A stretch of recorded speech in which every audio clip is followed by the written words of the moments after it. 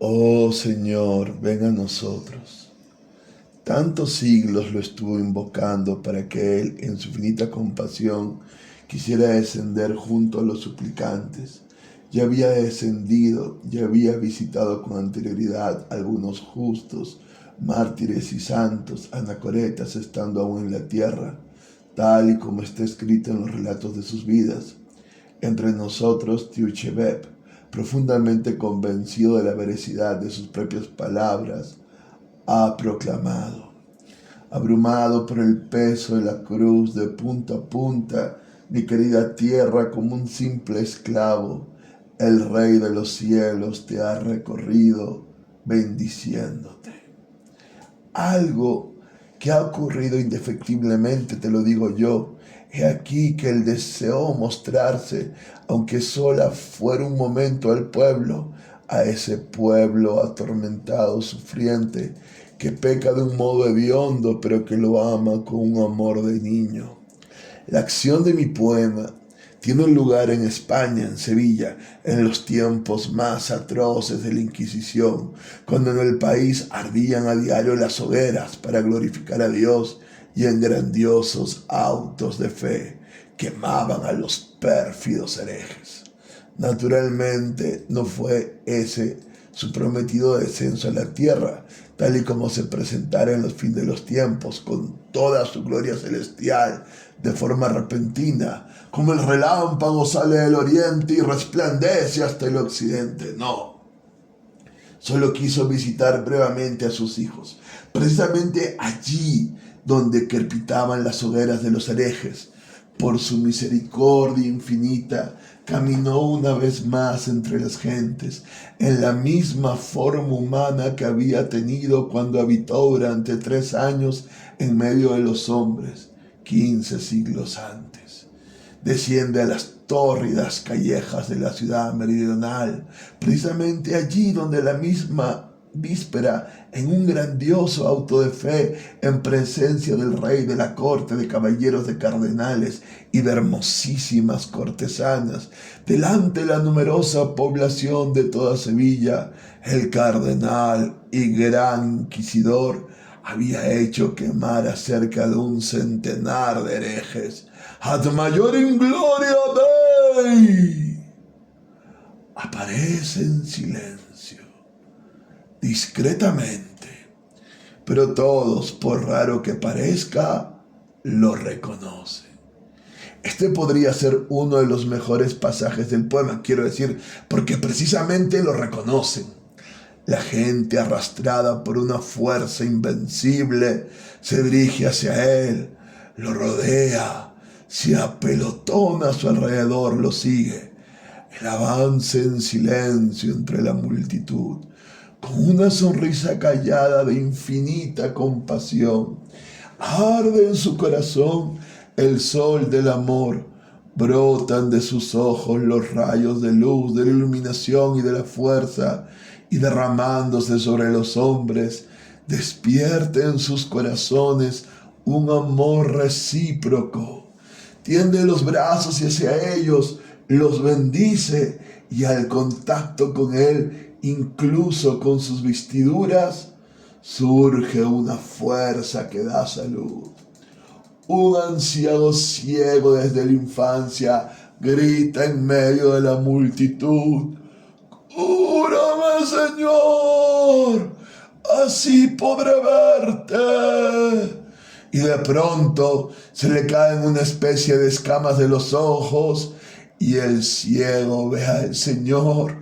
El pueblo llora y besa la tierra que pisa. Los niños arrojan flores a su paso.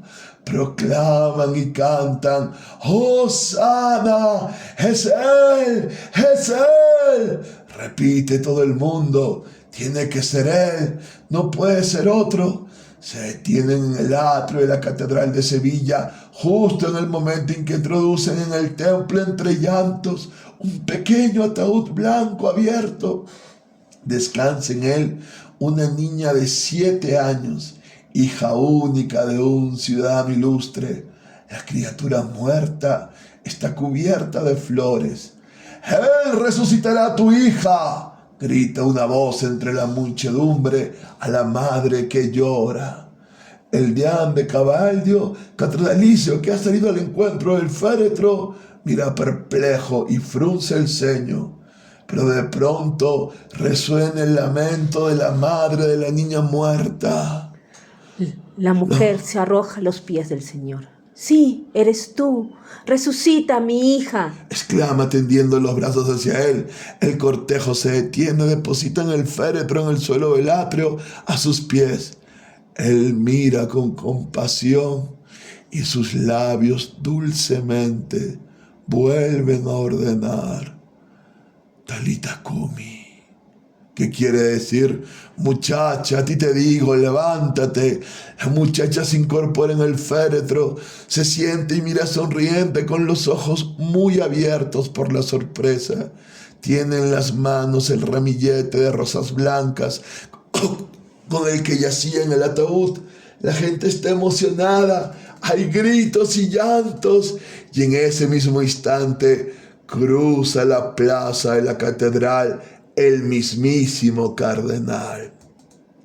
El gran inquisidor es un anciano de casi 90 años, alto y erguido, de rostro enjuto, con los ojos hundidos, pero en los que aún brilla como una chispa de fuego. Oh, ¿no viste sus espléndidos ropajes cardenalicios con los que ayer se pavoneaba ante el pueblo mientras quemaban a los enemigos de la fe romana? No, en estos momentos no lleva más que su viejo y tosco hábito monástico. A una distancia prudencial lo siguen sus siniestros auxiliares y siervos, así como la guardia sagrada. Se detiene delante de la multitud y lo observa desde lejos. Lo ha visto todo. Ha visto cómo ponían el ataúd a sus pies. Ha visto cómo resucitaba la doncella. Y la expresión se le ha ensombrecido. Frunce sus pobladas cejas encarnecidas y su mirada resplandece con un fuego siniestro. Extiende el dedo índice y ordena a sus guardias que lo prendan. Y es tanta su fuerza. Hasta tal punto tiene el pueblo adoctrinado, sometido y habituado a obedecer temblando sus órdenes, que la muchedumbre de inmediato abre paso a los guardias, y estos, en medio del silencio sepulcral que se ha hecho de repente, lo detienen y se lo llevan. En un abrir y cerrar de ojos, la multitud, como un solo hombre, inclina la cabeza hasta el suelo ante el anciano inquisidor, el cual, sin decir una palabra, bendice al pueblo y sigue su camino. La guardia conduce al prisionero a una mazmorra abovedada, angosta y tenebrosa, en el viejo caserón del Santo Oficio, y allí lo dejan encerrado. Pasa el día, cae la oscura, sofocante y mortecina noche sevillana. El aire huele a laurel y a limonero. En medio de las profundas tinieblas se abre la puerta de hierro de la mazmorra y el gran inquisidor en persona entra lentamente con un candil en la mano. Está solo. A su espalda la puerta se cierra de inmediato. Se detiene cerca del umbral y se queda mucho tiempo, 1 minuto, quizás 2, contemplando el rostro del preso. Por fin se acerca con paso quedo, deja el candil en la mesa y le dice: ¿Eres tú? ¿Tú? Pero sin recibir respuesta, añade enseguida: No contestes, guarda silencio. Además, ¿qué podrías decir? De sobra sé lo que dirás. No tienes derecho a añadir nada a lo que has dicho antes. ¿Por qué has venido a estorbarnos? Porque tú has venido a estorbarnos y también lo sabes. ¿Pero acaso sabes lo que ocurrirá mañana? Yo no sé quién eres ni quiero saberlo, si en verdad eres tú o solo una apariencia suya. Pero mañana te condenaré y te haré quemar en la hoguera como el más vil de los herejes. Y bastará un solo gesto mío para que el mismo pueblo que hoy te ha besado los pies mañana se lance a avivar las brasas de tu hoguera. ¿Lo sabes? Si puedo que lo sepas, añadió, profundamente caviloso, sin apartar un instante la mirada de su prisionero. No acabo de entender, Iván, qué significa todo esto. Sonrió Alyosha, que llevaba todo este tiempo escuchando en silencio. ¿Se trata simplemente de una fantasía sin límites o de algún error del viejo, de un imposible quiproquo? Admite aunque sea esto último, se echó a reír Iván. Si es que el realismo contemporáneo te ha estragado el gusto y ya no puedes tolerar nada fantástico, ¿prefieres que sea un quiproquo? Pues bien, es verdad, volvió a reírse. El viejo tiene 90 años. Hacía tiempo que podía haber perdido el juicio dándole vueltas a su idea. El prisionero además podía haberlo impresionado vivamente por su aspecto. Podía tratarse en fin de una alucinación, del delirio de un anciano de 90 años a la puerta de la muerte excitado, además por el auto de la fe de la víspera, con sus 100 herejes quemados. Pero ¿qué más nos da a ti y a mí? Que sea un quiproquo, una fantasía sin límites. La cuestión es que el viejo necesita explicarse, que por fin a sus 90 años se manifiesta y dice en voz alta todo lo que en 90 años ha callado. El prisionero también calla, se queda mirándolo sin decir una palabra. En efecto, así tiene que ser de todas. Iván se rió de nuevo. El viejo lo advierte de que no tiene derecho a añadir nada a lo que ha dicho antes. Si quieres, en eso consiste el rasgo fundamental del catolicismo romano, al menos a mi entender. Tú le has cedido a todo el Papa, vienen a decirle. Así que ahora todo está en manos del Papa. Mejor no vengas a estorbar, al menos hasta la hora señalada. No solo hablan en ese sentido, sino que incluso escriben de esa manera. Por lo menos es lo que hacen los jesuitas. Yo lo he leído en sus teólogos. ¿Tienes derecho acaso a revelarnos uno solo de los misterios del mundo del que has venido? Le pregunta mi viejo. Y él mismo se responde, no tienes derecho a hacerlo. Para no añadir nada a lo que ya está dicho y para no privar a los hombres de su libertad. Una libertad que tanto defendiste cuando habitaste entre nosotros. Todo cuanto anunciaras ahora por primera vez atentaría contra la libertad de la fe de los hombres, pues se presentaría como un milagro. En cambio entonces, hace 1500 años, la libertad de su fe era lo más valioso para ti. Fuiste tú quien repitió entonces con frecuencia: quiero hacerlos libres. Pues bien, ya has visto a esos hombres libres, añade de pronto el viejo con una sonrisa reflexiva. Si todo esto nos ha salido muy caro, prosigue, mirándolo con severidad, pero al fin hemos terminado esta obra en tu nombre. 15 siglos de sufrimiento nos ha costado esa libertad, pero ahora el asunto está concluido y zanjado de una vez por todas. ¿No crees que está zanjado de una vez por todas? Me miras con aire sumiso y no me concedes siquiera tu indignación. Pero debes saber que ahora, en nuestros días, estos hombres están más seguros que nunca de que son enteramente libres. Y entre tanto, ellos mismos nos han traído su libertad y la han depositado dócilmente a nuestros pies.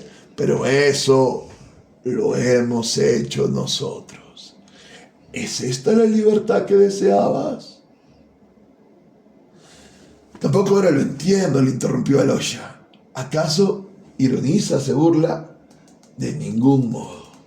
Precisamente está presentando como un mérito suyo y de los suyos el hecho de haber triunfado sobre la libertad y de todo con tal de hacer felices a los hombres. Pues solo ahora se refiere, como es natural, a la Inquisición.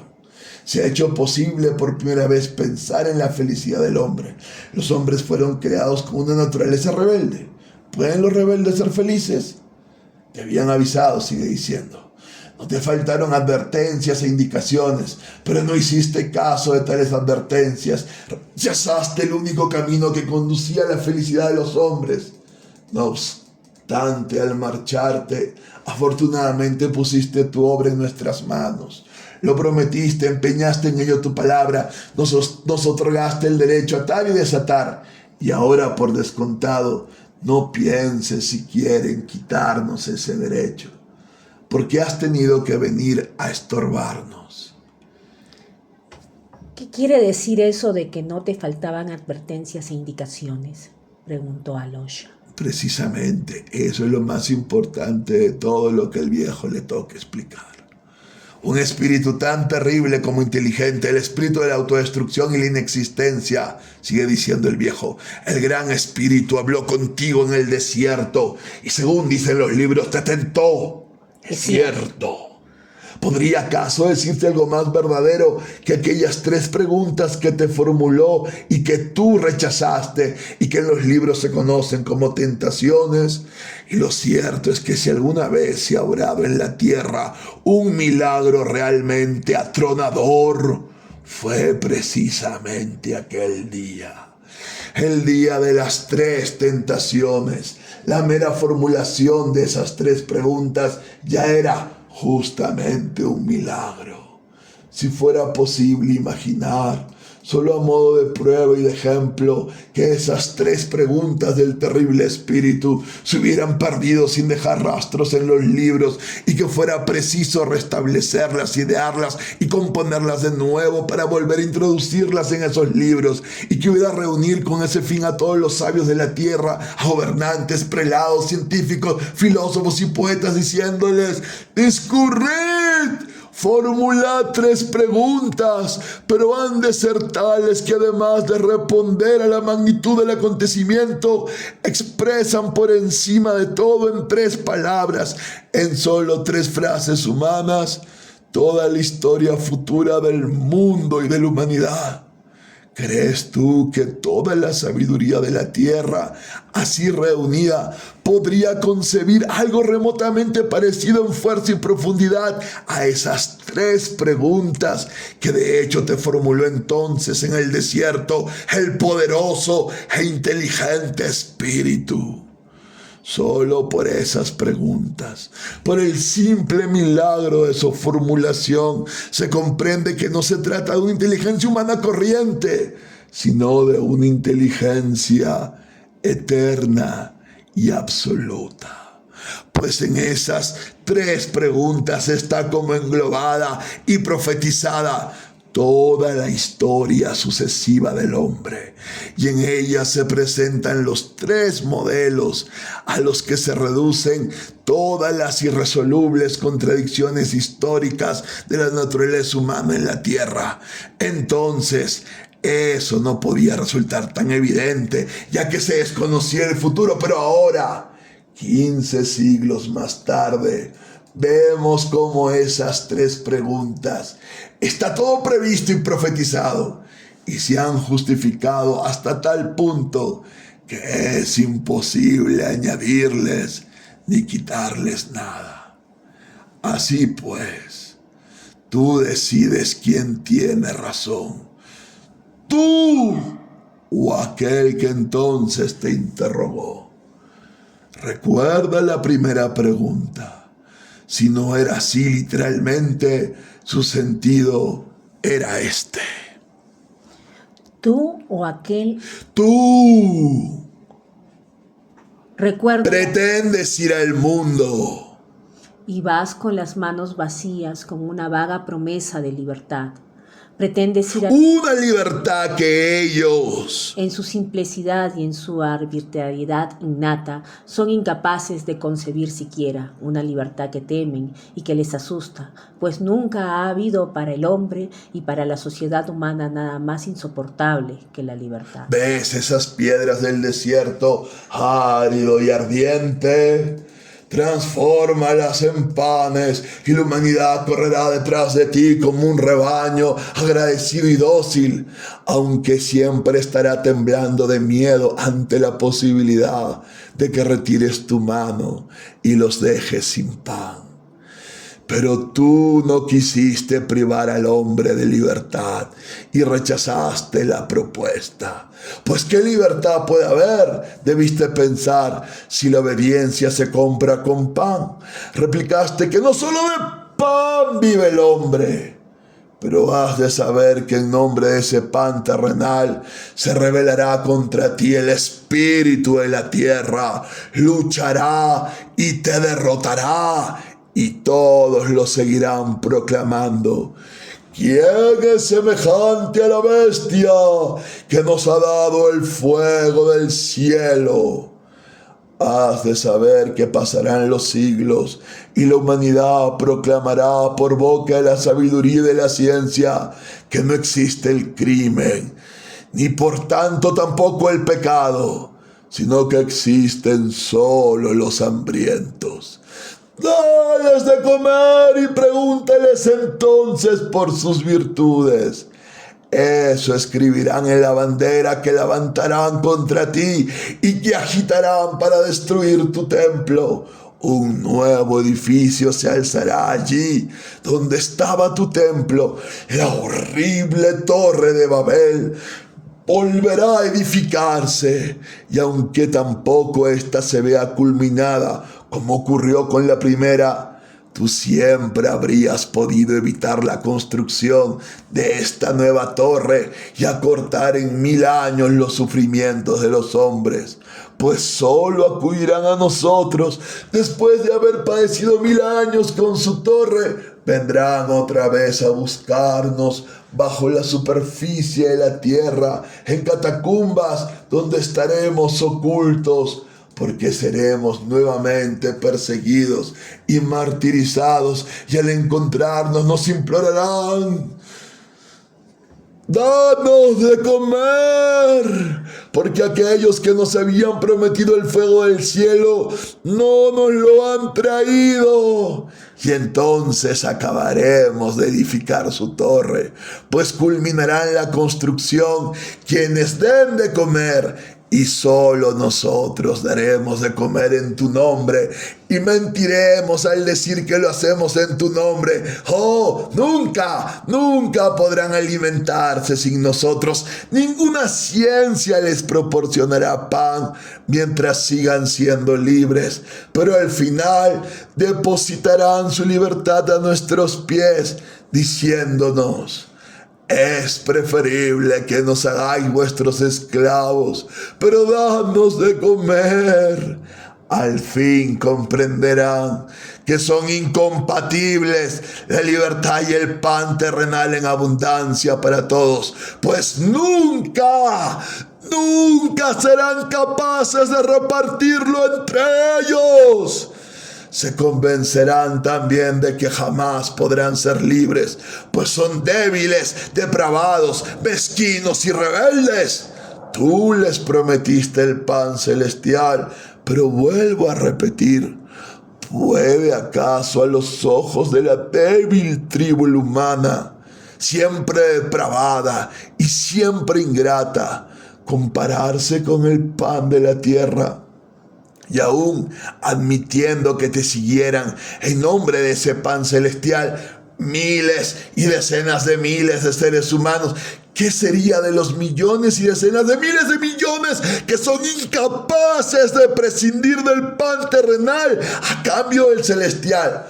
¿O es que reservas tu amor para las decenas de miles de individuos fuertes y poderosos, mientras que los demás, que son millones, que son incontables como las arenas del desierto, que te aman a pesar de ser débiles, solo han de servir como material para los grandes y los fuertes? No, para nosotros también los débiles son dignos de amor. Son depravados y rebeldes, pero al final también ellos se tornarán sumisos, se quedarán asombrados y nos tendrán por dioses. porque poniéndonos al frente de ellos, habremos aceptado cargar con su libertad y reinar sobre ellos. Así de espantosa les resultará al final la idea de ser libres, pero les diremos que somos tus discípulos y que reinamos en tu nombre. Una vez más les estaremos engañando, pues a ti ya no te dejaremos acercarte. Esa impostura será nuestro tormento, ya que nos habremos vistos obligados a mentir. Ese es el sentido de aquella primera pregunta del desierto, aquella que tú rechazaste en nombre de la libertad, que situaste por encima de todo. Lo cierto es que en esa pregunta se encerraba el gran secreto de este mundo. De haber aceptado los panes, habrías respondido a esa angustiosa pregunta eterna y universal de los hombres. Lo mismo tomado de uno en uno que tomados en su conjunto. ¿Ante quién inclinarse? Para el hombre no hay preocupación más constante y penosa que la de descubrir lo antes posible, apenas alcanzar la libertad, ¿ante quién inclinarse?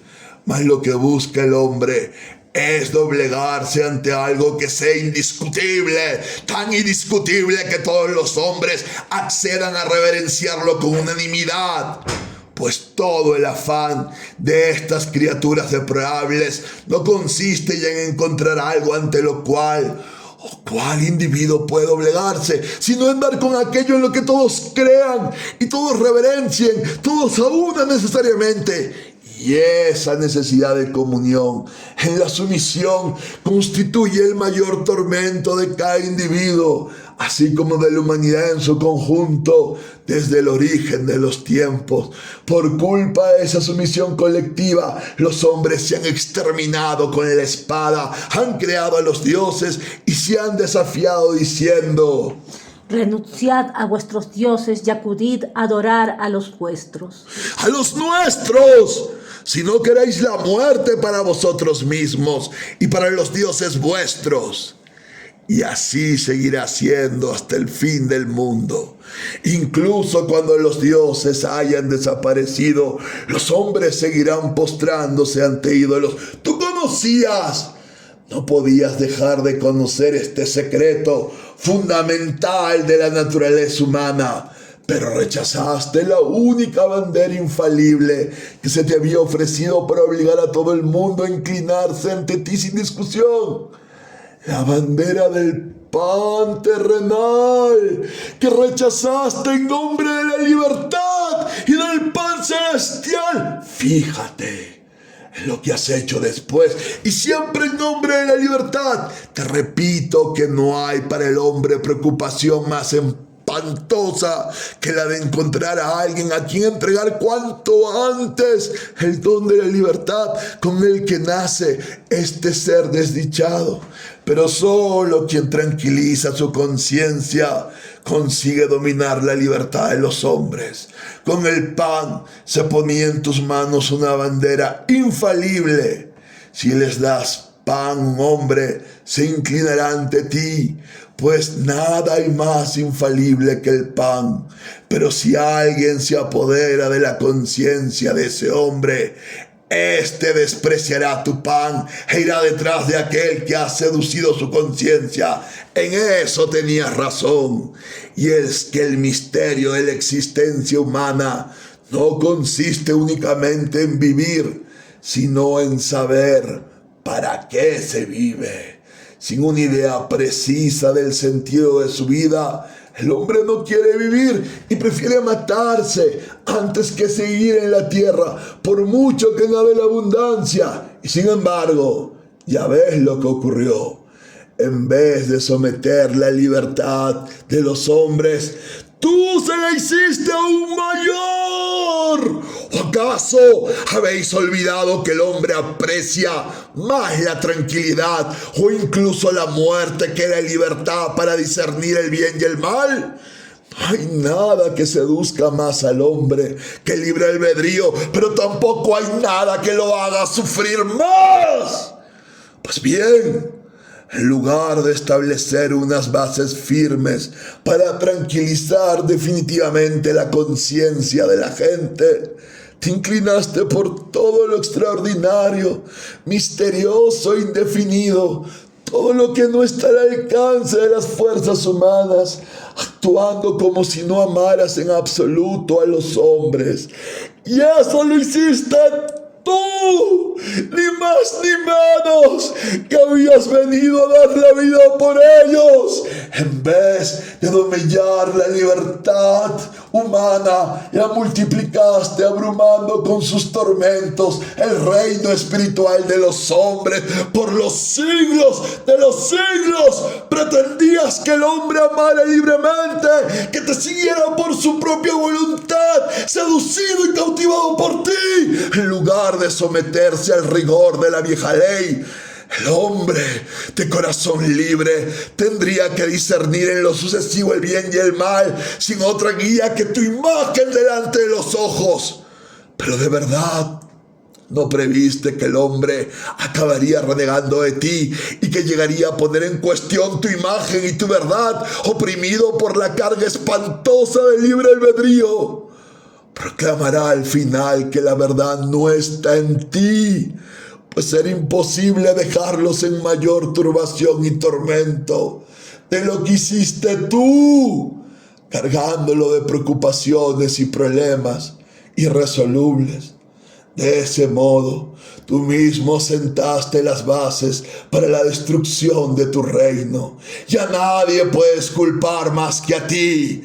¿Acaso era eso lo que te habían propuesto? ¡Hay tres fuerzas! Tres únicas fuerzas en la tierra, capaces de someter y subyugar para siempre la conciencia de esos débiles rebeldes en aras de su propia felicidad: el milagro, el misterio y la autoridad. Tú rechazaste las tres y así diste ejemplo cuando el espíritu terrible y sabio te transportó al pináculo del templo. Te dijo: si quieres saber si eres el Hijo de Dios, arrójate al vacío. Pues se ha dicho que los ángeles lo sostendrán y lo llevarán, y él no caerá ni se lastimará. Entonces sabrás si eres hijo de Dios, y así demostrarás tu fe en tu Padre. Pero tú, después de escucharle, rechazaste su proposición, no accediste y no te arrojaste al vacío. Oh, si actuaste entonces como un Dios, mostrando orgullo y grandeza, pero la humanidad, esa débil tribu rebelde, ¿está formada acaso por dioses?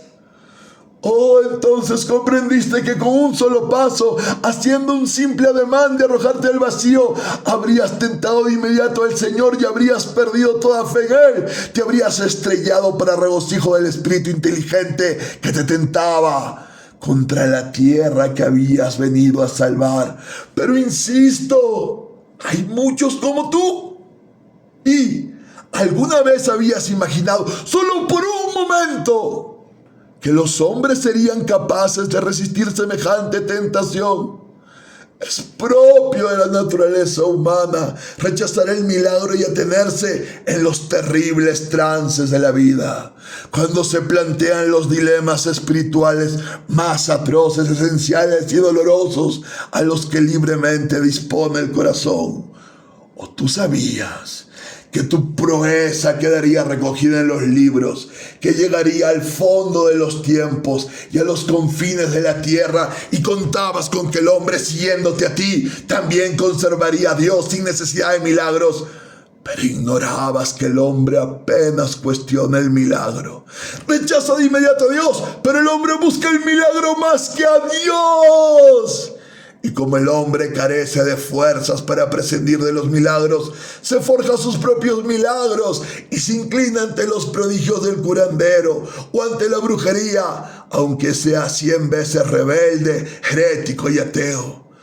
Tú no bajaste de la cruz cuando te gritaban, mofándose, intentando provocarte. Desciende de la cruz y creeremos que eres tú. No bajaste, porque tampoco querías esclavizar al hombre con un milagro. Buscabas una fe libre, no una fe milagrosa. Anhelabas un amor libre, no el éxtasis servil del esclavo ante una demostración de poder que lo dejaría aterrorizado para siempre. Otra vez te forjaste una idea en exceso elevada de los hombres, pues estos son esclavos. Sin duda, aunque hayan sido creados rebeldes. Examina los hechos y juzga. Ya han transcurrido 15 siglos. Observa a los hombres. ¿A quién has elevado hasta ti? Te juro que el hombre es una criatura más débil y mezquina de lo que imaginabas. ¿Cómo podría? ¿Cómo hacer lo que tú has hecho? Al apreciarlo tanto, has obrado como si ya no te apedaras de él, exigiéndolo más de la cuenta.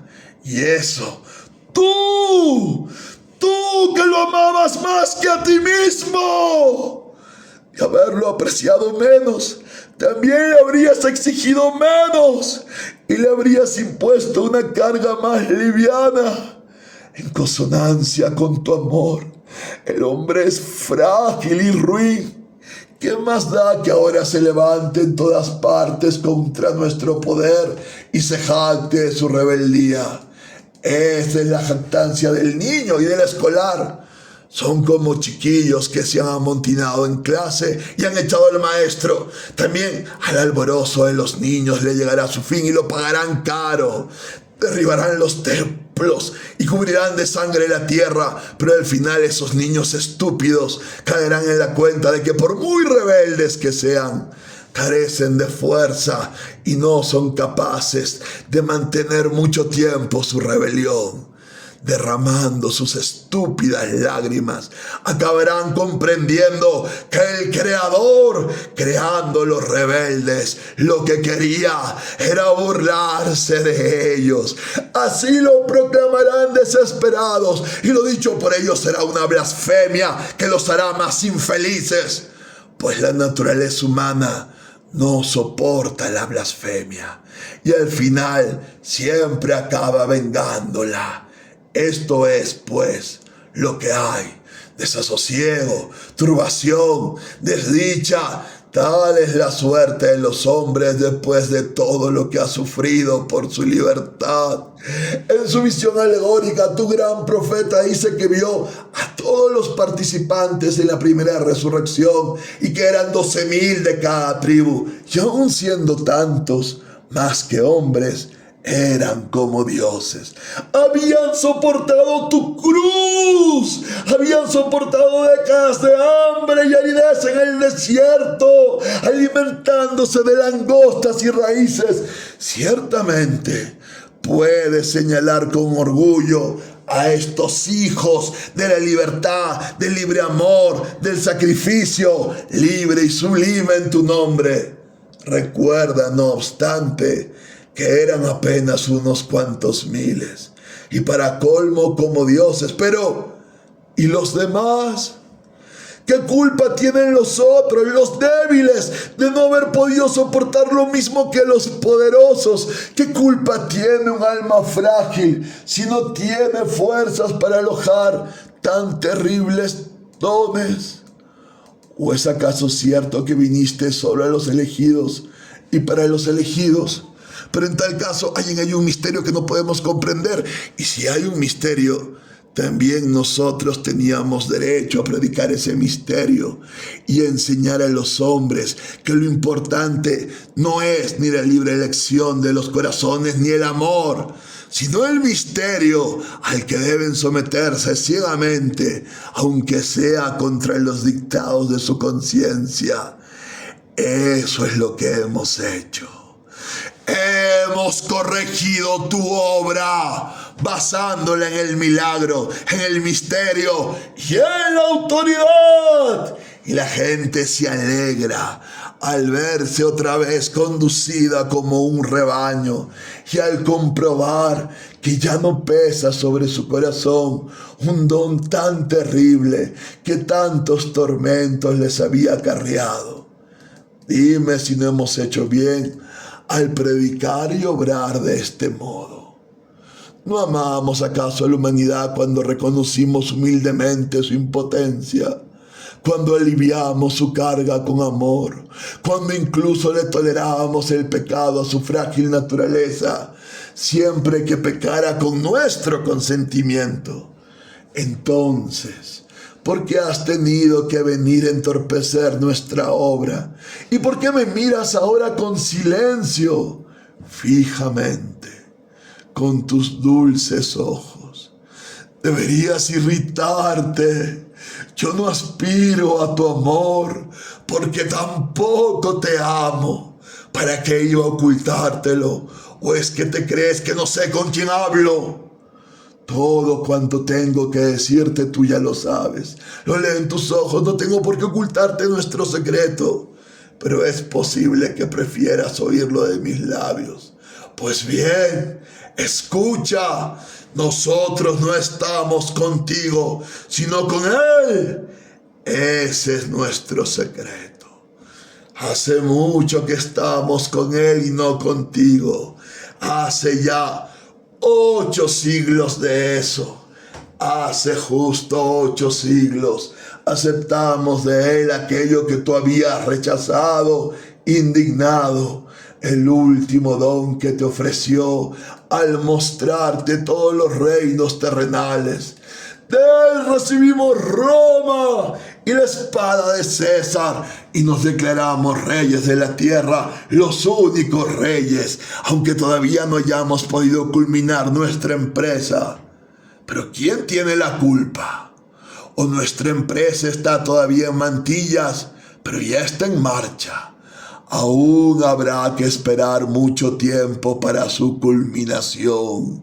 La tierra aún por delante, muchos padecimientos. Pero alcanzaremos nuestra meta y seremos Césares. Ya pensaremos entonces en la felicidad universal. No obstante, ya entonces pudiste haber empuñado la espada del César. ¿Por qué rechazaste este último don? De haber aceptado el tercer consejo del poderoso Espíritu, habrías podido ofrecerle al hombre todo cuanto precisa en la tierra, es decir, alguien ante el que inclinarse, alguien a quien confiar su conciencia y el medio de unirse todos finalmente a un hormiguero común, incontestable y unánime. Pues la necesidad de una unión universal constituye el tercer y último tormento de la raza humana. La humanidad en su conjunto siempre ha tendido indefectiblemente a organizarse sobre una base universal. Ha habido muchos pueblos importantes con una historia gloriosa, pero cuanto más destacaron esos pueblos, tanto más desgraciados fueron por experimentar con más intensidad que los otros la necesidad de la unión universal de los hombres.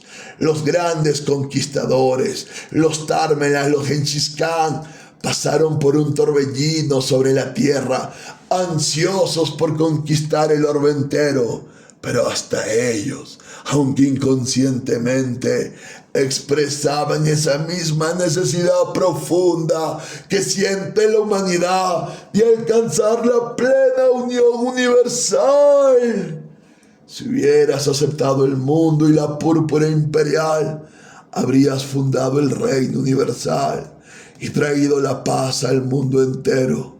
Pues, ¿quién iba a señorear sobre los hombres mejor que aquellos que dominen las conciencias y que tengan el pan en sus manos? Nosotros empuñamos la espada del César y al empuñarla naturalmente renegamos de ti y nos unimos a él. Oh, Pasarán aún siglos enteros de excesos, de libre pensamiento, de ciencia humana y de antropofagia, pues una vez que han empezado a levantar sin nosotros su torre de Babel, los hombres acabarán en la antropofagia. Sin embargo, en ese momento, la bestia se arrastrará entre nosotros y nos lamerá los pies, rociándolos con las lágrimas sangrientas de sus ojos, y cabalgaremos a la bestia, alzando nuestra copa, donde habremos grabado misterio. Entonces, y solo entonces llegará para la gente el reino de la paz y la felicidad.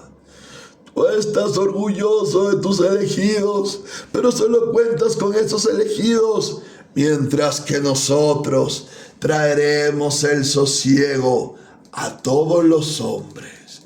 Y eso no es todo. Aún habrá que ver cuántos de esos elegidos, de los fuertes destinados a figurar entre los elegidos, cansados finalmente de esperarte, han rendido y aún siguen rindiendo las fuerzas de su espíritu y el ardor de su corazón a otro campo, y acabarán alzando contra ti su libre bandera. Pero tú mismo has alzado esa bandera. En cambio, con nosotros todos serán felices y no habrá más rebeliones ni matanzas, como las que gracias a tu libertad cunden por todas partes. Los convenceremos de que solo serán realmente libres en el momento en que, poniendo su libertad en nuestras manos, se entreguen a nosotros. ¿Y qué? ¿Será verdad o estaremos mintiendo? Ellos verán que les decimos la verdad cuando recuerden los horrores de la servidumbre y la angustia que les había traído tu libertad. La libertad, el libre pensamiento y la ciencia los conducirán a tal laberinto y los colocarán ante tales prodigios y misterios insondables que algunos de ellos, los indomables y feroces, se matarán a sí mismos. Otros, igualmente indomables pero débiles, se matarán entre ellos, y el resto, el tercer grupo, el de los pusilánimes e infelices, se arrastrarán a nuestros pies gritando: Teníais razón. ¡Teníais razón! Tan solo vosotros estabais en posesión de su secreto. Ahora volvemos a vosotros. Salvadnos a nosotros mismos. Salvadnos de nosotros mismos. Salvadnos de nosotros mismos. Cada vez que reciban de nosotros el pan, verán naturalmente con toda claridad que nosotros les quitamos su pan, el pan que obtienen con sus manos, para luego distribuirlo entre ellos sin realizar ningún milagro. Verán que no hemos convertido las piedras en pan, pero en verdad, más que del propio pan, se alegrarán de recibirlo de nuestras manos, porque recordarán perfectamente que antes, sin nosotros, los panes que habían obtenido se convertían en piedras en sus manos. En cambio, al volver con nosotros, las mismas piedras en sus manos se transforman en pan. Comprenderán muy bien lo que vale someterse para siempre. Y mientras no lo comprendan, los hombres serán infelices. Puedes decirme, ¿quién ha contribuido más que nadie a esa incomprensión? ¿Quién ha dividido el rebaño y lo ha dispersado por caminos ignotos? Pero el rebaño volverá a reunirse y volverá a someterse, y esta vez para siempre. Entonces les daremos una felicidad tranquila y serena, una felicidad de seres débiles como son ellos. Y al final los convenceremos de que no deben enorgullecerse, pues tú, al ensalzarlos, los enseñaste a ser orgullosos. Les demostraremos que son débiles, que son solo unos niños dignos de lástima, y al mismo tiempo que no hay felicidad más dulce que la de los niños. Se mostrarán tímidos, empezarán a mirarnos y apretarse, muertos de miedo contra nosotros, como los polluelos contra la gallina clueca. Sentirán una mezcla de asombro y de espanto ante nosotros y se enorgullecerán de nuestro poder y nuestra inteligencia que nos ha permitido someter a un rebaño tan inquieto, integrado por miles de millones de ejemplares. Temblarán impotentes ante nuestra cólera, intimidados. Los ojos se les llenarán de lágrimas, como si fueran mujeres y niños. Pero con la misma facilidad bastará una señal nuestra para que pasen al contento y a la risa, y a la clara alegría, y a la feliz cancioncilla infantil. Si los obligáramos a trabajar. Sí, los obligaremos a trabajar. Pero en los ratos de descanso les tendremos organizada la vida como un juego infantil, con cantos infantiles a coro, y con bailes inocentes. Es más, les daremos permiso para pecar, sabiendo que son débiles, impotentes, y nos querrán como niños por dejarlos que pequen. Les diremos que todo pecado será redimido, siempre y cuando se cometa con nuestro consentimiento. Si consentimos que pequen, es porque los amamos. Y nosotros cargaremos, ¿qué remedio?, con el castigo correspondiente. Cargaremos con el castigo y a cambio ellos nos adorarán como benefactores por haber asumido sus pecados a los ojos de Dios, ya que nunca tendrán secretos para nosotros. Les permitiremos o les prohibiremos vivir con sus mujeres y sus amantes, tener o no tener hijos, según su grado de obediencia, y se someterán con dicha y alegría. Nos confiarán los más desgarradores secretos de su conciencia. Todo lo pondrán en nuestras manos y nosotros les daremos la solución.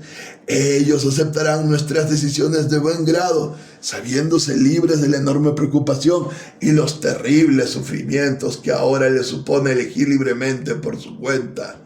Y habrá millones de personas felices. Todas serán felices, salvo un centenar de miles de dirigentes. Pues solo nosotros, los depositarios del secreto, solo nosotros seremos desdichados. Habrá miles de millones de criaturas felices y 100,000 mártires abrumados por la maldición del discernimiento del bien y el mal. Aquellos morirán en silencio, se apagarán dulcemente bendiciendo tu nombre y más allá de la tumba tan solo encontrarán la muerte. Pero nosotros guardaremos el secreto y pensando en su felicidad los encandilaremos con el premio celestial y eterno. Pues aún suponiendo que hubiera algo en el otro mundo, no sería desde luego para esa gente. Dicen y profetizan que volverás para vencer de nuevo, rodeado por tus arrogantes y fuertes elegidos. Nosotros le diremos a los hombres que esos solo se han salvado a sí mismos, en tanto que nosotros hemos salvado a todos. Dice que la ramera está sentada sobre la bestia y sostiene en sus manos el misterio. Será cubierta de oprobio, que los débiles volverán a rebelarse y desgarrarán la púrpura que la cubre, dejándola al desnudo su abominable cuerpo. Pero entonces me alzaré y te mostraré los miles de millones de criaturas dichosas que no conocen el pecado. Y nosotros, los que hemos cargado con sus pecados, pensando en su felicidad, nos plantaremos ante ti diciendo: juzgadnos si puedes y te atreves. júzganos si puedes y te atreves. Has de saber que no te temo. Has de saber que yo también he estado en el desierto, que yo también me he alimentado de langostas y de raíces, que yo también he bendecido la libertad con la que tú bendijiste a los hombres, que yo también estaba preparado para formar parte del número de tus elegidos, del número de los poderosos y fuertes, que ardían deseos de completar el número. Pero abrí los ojos y no quise ponerme al servicio de esa locura. Volví sobre mis pasos y me sumé al grupo de los que han corregido tu obra. Me alejé de los orgullosos y me uní a los humildes para hacer su felicidad. Esto que te digo ha de cumplirse y se edificará nuestro reino. Te lo repito, mañana mismo verás cómo ese obediente rebaño, a un gesto mío, se precipita a avivar las brasas ardientes de tu hoguera, donde te quemaré por haber venido a estorbarnos, pues nadie se ha merecido nuestra hoguera más que tú. Mañana te quemaré.